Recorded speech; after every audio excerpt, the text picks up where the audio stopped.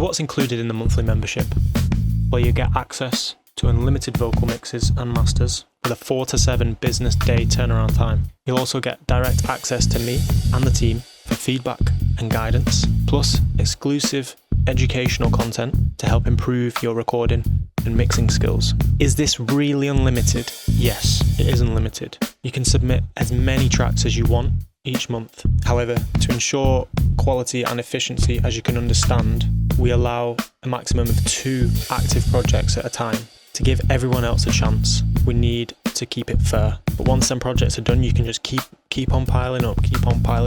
Who will be mixing your songs? Your songs will be handled by me, but we will have help from the other engineers at this studio when the workload gets a little bit too high. But I will always be the one that's quality checking everything and giving you the feedback.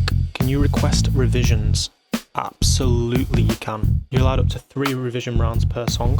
If you need more, depending on the situation, we probably will give you more. So what type of files should you submit? We're going to ask you to submit the wet files because we're assuming that you've already got the track to a level that is acceptable for us to continue from the point you have ended. That's why the submission process is there, to ensure that the quality of the recording is good, the delivery and the organisation of the project is good, so that we can continue from where you've left off. We appreciate that you've put your time and energy into this and your creativity has gone into it, so we don't want to completely start from scratch. We're here to help you learn.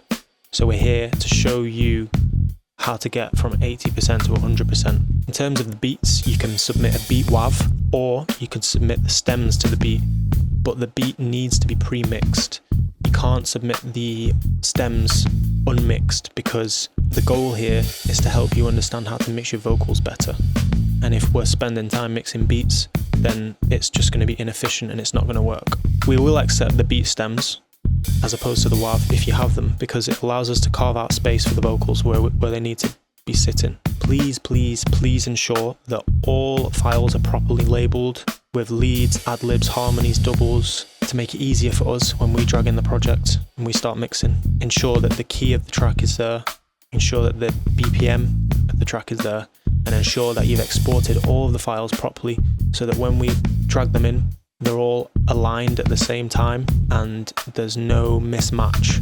There's no layers that aren't supposed to be there, layers that you've forgot to mute. It needs to all be correct. It needs to sound exactly like the demo, or else we won't accept the song. I do also recommend you telling me about a reference song that you want me to look at. So if there's a mix that you like that's already out, you want me to use for inspiration, I would definitely encourage you to do that. What's the best way to prepare your vocal stems? Make sure you export them at 44.1 kilohertz sample rate and a 24-bit depth in WAV format. Make sure that the gain staging of your vocals is no louder than -6. That means that when you recorded it, it was no louder than -6, because if you record it and there's no plugins on, and when you're singing your loudest or you're rapping at your loudest, it's more than -6. Chances are there's going to be some sort of clipping that's going to get introduced very, very soon. So you want to make sure that you're keeping enough space, enough headroom when you're recording to allow for your dynamics of your vocal to peak at around -6. When you're sending your vocals, I appreciate that we're receiving the wet files, but you need to make sure that any delays or reverbs or modulation like chorus have been sent to a bus. So if you're in Logic, it'll be called a bus. If you're in Ableton, it'll be a return track. And I think Fruity Loops is an aux.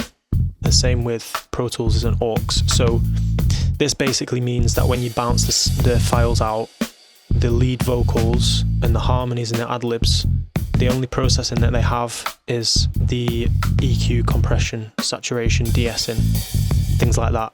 Any sort of modulation like chorus or phaser and stereo width effects should all be on their own buses, as well as the reverbs and the delays.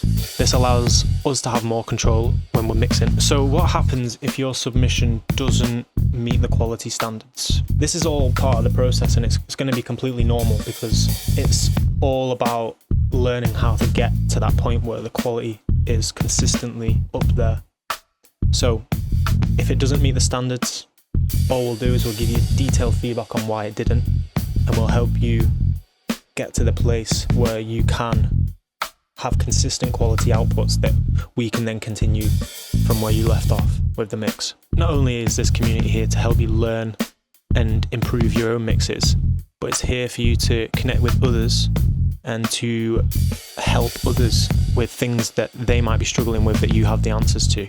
All you need to do is go into the main section of the community, and you need to post under the specific category that you want to post. So say if you need feedback, or if you have any tips and tricks, or you've just got a question about what you should upgrade, there's different sections within this community where you can post them things. So what kind of educational content could you expect to see from this community? Using the mixes that I'm going to get sent through the community, I'm going to be making it a lot of educational content. So that's going to be mixing tutorials, short tips and tricks, and maybe some case studies from previous projects. You'll also have exclusive access to Q&A sessions, live workshops, community calls, mixing feedback sessions that we will host every week that you can see in the events section on the community.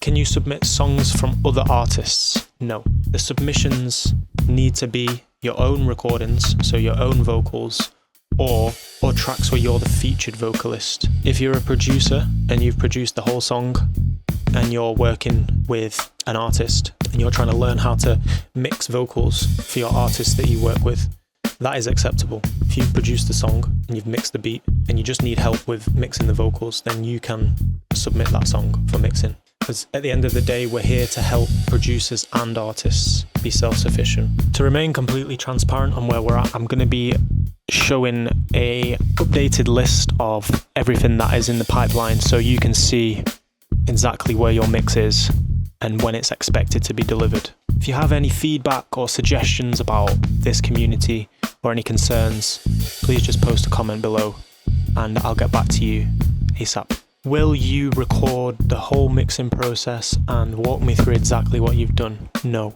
I won't be recording all of the mixing process. I will, however, from time to time, be choosing certain songs to use as case studies to discuss. And if you participate in the weekly live call, you'll then have an opportunity to jump on with me and to discuss specific parts of the song that you want to know more about.